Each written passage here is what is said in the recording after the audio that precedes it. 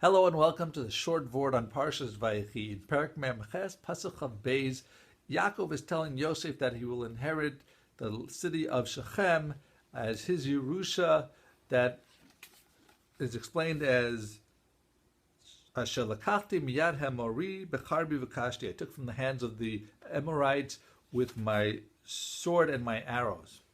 The Midrash Rabbah says that this means with the mitzvos and ma'asim tovim, with commandments fulfillment and doing good deeds.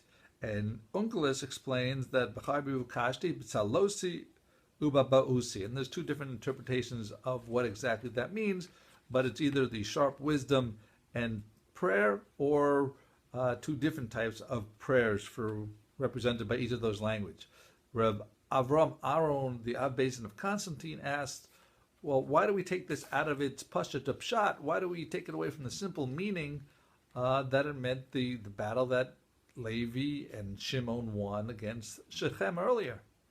So he explains that when you look at the way battle is done, first you start off from afar. That is, you shoot your arrows, or today your artillery, to soften the enemies. And afterwards you get closer, you do the hand-to-hand combat, you use the swords, and that would be normal. So that would be basically Vakashti ubacharbi, but the pasuk says charbi first, and then Vakashti. So it must be talking about some other different type of battle. So he explains that this is talking about the battle with the Yetzer Hara. The Yetzer Hara is inside you; it's very close. So the first stage of the battle is to beat him and get him outside of you, to beat the Yetzer Hara. And then afterwards, then you have to stand on guard from the distance and keep the Yetzer Hara at bay. So that's the battle, and therefore you're doing the kashti first, because the close battle against the Yetzer Hara, and then the more distant battle against the Yetzer Hara. Hagon Reb Zev Halevi Soloveitchik, he explains what Unkelos says as two different types of Tefilos, that Batzalosi Uvausi.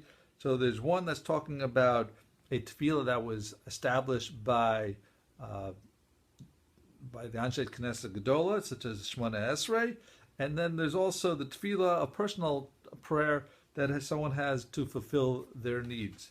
So he says that here we're talking about the difference between them is like the difference between a sword and an arrow. A sword, just by the sheer sharpness, you use it and you can use some skill, but still the basics, it'll do the cutting for you. Versus an arrow doesn't just simply, you can't use it to cut your enemy nearby, and also the distance that it can go and the power that it is used for it is based on how much a person pulls back, the archer pulls back on the bow, and that gives it the power to pierce and penetrate and be effective. So he says that when it's talking about a general prayer, then, and you take the prayer of Shmona Esrei, then it'll work even by a simple person, because that's the way, it's so sharp, the way the tefillah was created.